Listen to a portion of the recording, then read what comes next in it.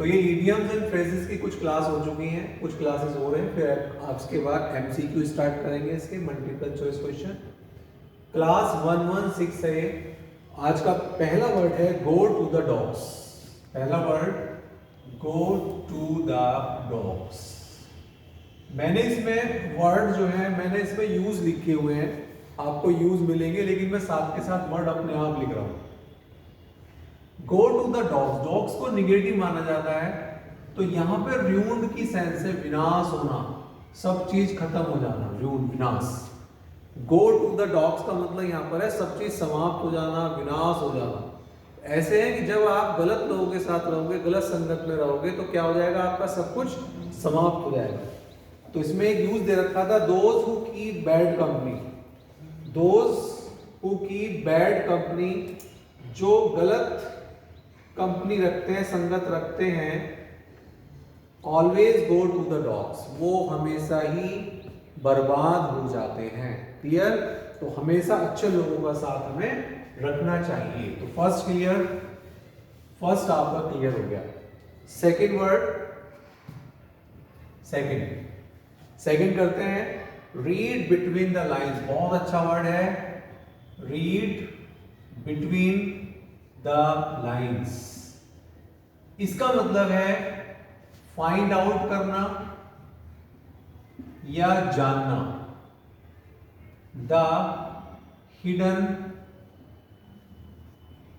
Meaning. इसका मतलब क्या हुआ, ये वाला वर्ड मैं अपने आप लिख रहा हूं, आपको समझना है और उसको इतनी अच्छी तरह समझना है कि एग्जाम में जब उसका दूसरा कोई और भी अगर वो एक्सप्लेनेशन देते हैं तो आपको समझ में आ जाए। रीड बिटवीन द लाइंस का मतलब है कि उसके छिपे हुए अर्थ को समझना, कि उसमें जो छिपा हुआ अर्थ है, हिडन मीनिंग।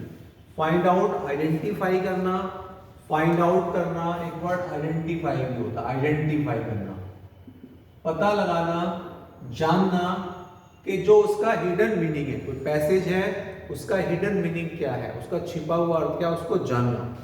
क्लियर? तो ये हो गया आपका सेकंड वर्ड। बहुत अच्छी तरीके से समझना है। ये इडियम्स कभी कभी 3 नंबर के आते हैं, कभी 5 नंबर के मिल जाते हैं, अलग अलग एग्जाम में अलग अलग करने, लेकिन आते जरूर हैं। नेक्स्ट है take to task. Take to task, वैसे टास्क का मतलब काम होता है, यहां पर डांटने से है, स्कोल्ड करना, रिव्यू करना। डांटने के लिए बड़े अच्छे वर्ड है, डांटना, फटकारना, scold, scold, SCOLD, scold, review, child, 3 word synonyms हैं। इसका मतलब है डांटना, फटकारना। पनिश करने के लिए आपको ध्यान होगा ब्रिंग टू बुक था, यहां पे डांटना, फटकारना। जैसे इसमें एग्जांपल लिखा है, क्योंकि इसमें एग्जांपल जो है मैंने यूज करके दे रखा है, ये वाले वर्ड आपसे वो आपसे यूज नहीं करवाएगा, वो आपसे पूछेगा उसका मीनिंग बताइए। तो तीनों वर्ड सेम है, स्कोल्ड माने भी डांटना, रिब्यूक माने भी डांटना, आपस में सिनोनिम्स हैं। जैसे इसमें मैंने लिखा, the teacher will take you to task for this mistake. इस मिस्टेक के लिए टीचर आपको डांटेगा। तो यहां पर आप वैसे कहीं अगर दिक्कत आ जाए तो आप पनिश, अगर वर्ड पनिश भी मिल रहा है तो वो भी डाल सकते हैं आप, डांटना, फटकारना, सजा देना, वो भी डाल सकते हैं। फोर्थ, लेकिन अगर चॉइस में दोनों दे रखे हैं तो फिर डांटना ही है। किल 2 birds with 1 shot। Kill 2 birds with 1 shot। with 1 shot, in 1 shot, kill 2 birds, एक निशाने से 2 शिकार करना। तो आपको देखना एग्जाम में किस तरीके से मिलेगा, एक काम में एक कोई करने जा रहा है, लेकिन आप साथ साथ उसके दूसरा काम भी आपको बेनिफिट मिल रहा है। तो इसके लिए वर्ड कोई पर्टिकुलर वर्ड नहीं है, बस आपको ये समझना है कि एक समय में आपको 2 बेनिफिट मिल रहे हैं। You are getting 2 benefits in 1 time या इन 1 अटेम्प्ट। इन 1 अटेम्प्ट, एक प्रयास में you are getting two benefits, ठीक, टू बेनिफिट्स, क्लियर। एक तीर से दो शिकार, ठीक है। जैसे किसी व्यक्ति को दिल्ली जाना ही है, मित्र से ही मिलना हो जाएगा, उसकी कुछ शॉपिंग भी हो जाएगी, तो उस सेंस में कि एक तीर से दो शिकार, मुझे एक काम तो करना ही है, उसके साथ साथ मेरा दूसरा काम भी हो जाएगा, उसको कहते हैं एक तीर से दो शिकार। फोर्थ हमारा वर्ड कंप्लीट है। नेक्स्ट है fifth, to lose heart, HEART, heart. हावे लूज माने तो लूज करना, होना, हार्ट हिम्मत हारना, कहीं ना कहीं डिस्करेज होना, कहीं ना कहीं फ्रस्ट्रेट होना, डिप्रेस्ड होना, बहुत सारे वर्ड मैं आपको बता सकता हूं, लेकिन उसके मीनिंग को पकड़ लो आप। लूज हार्ट, कहीं हिम्मत हार रहे हैं आप, ठीक है, कहीं आप डिमोटिवेट हो रहे हैं, कहीं डिस्करेज हो रहे हैं, आपका जो एनर्जी लेवल था, आपकी जो एनर्जी थी, जो पैशन था, वो डाउन हो रहा है, उसको कहेंगे लूज हार्ट। और इसका अपोजिट आ जाएगा टेक हार्ट, हिम्मत रखना, बोल्ड। लूज की जगह टेक आ जाए तो इसका अपोजिट हो जाएगा, लेकिन वो करेंगे आगे आएगा। Next word, part and parcel. 6 word है, part and parcel. Part and parcel का मतलब होता है इनसेपरेबल पार्ट। सेपरेबल का मतलब तो होता है अलग करना, जिसे अलग किया, लेकिन उसका अपोजिट होता है इनसेपरेबल। इसका मतलब है कोई ऐसी चीज जिसको आप उससे अलग नहीं कर सकते। जैसे मान लीजिए इंग्लिश के अंदर हम कहें grammar, grammar is part and partial, तो इसका मतलब हो गया इंग्लिश या इंग्लिश से आप ग्रामर को अलग नहीं कर सकते, ठीक है। मैथ्स में बहुत सारे पोर्शन है, उसमें वो आते ही आते हैं, तो वो सब क्या है, इनसेपरेबल पार्ट है, आप उस सब्जेक्ट से उसको निकाल नहीं सकते।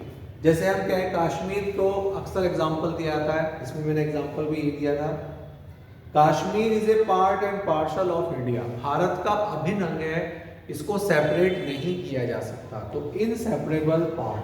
क्लियर, ये आपका हो गया 6।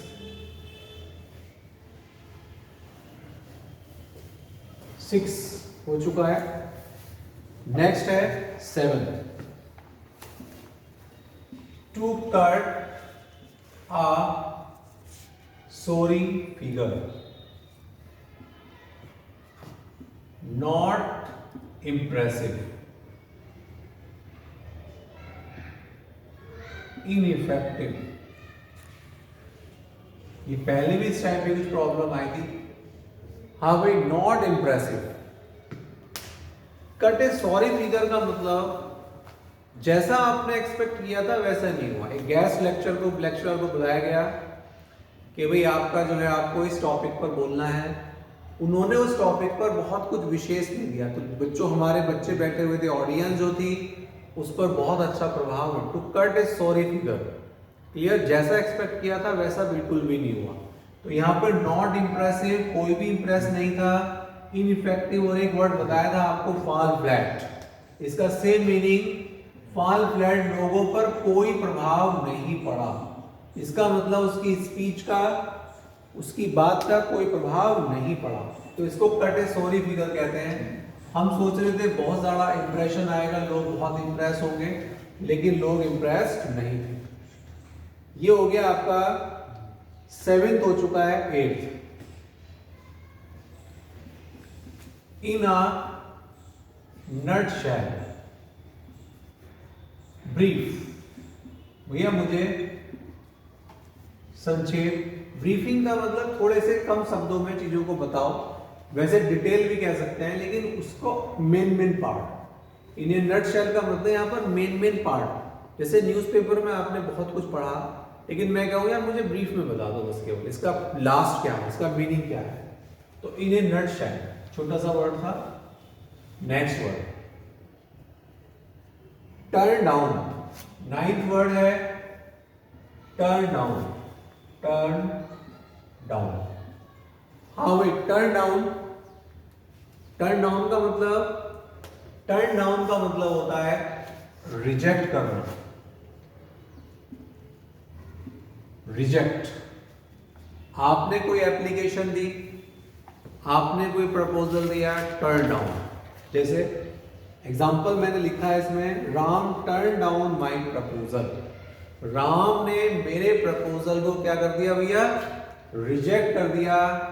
जब हम कोई प्रपोजल या रिक्वेस्ट, जब हम किसी प्रपोजल या रिक्वेस्ट को मना करते हैं तो उसको रिजेक्ट किया जाता है, ये मैंने आपको बताया था। और एक बात यही कि यही देख लो, ये मैं आपको 2 या 3 बार बता। रिफ्यूज जो होता है वो कोई ऑफर होता है। जैसे मैं आपसे टी, क्या लोगे भाई, what would you like to have, tea और कॉफी, आपने कहा refuse, I refuse, he refuse, मैंने उसे ऑफर किया लेकिन उसने मना कर दिया। एक होता है डिनाई।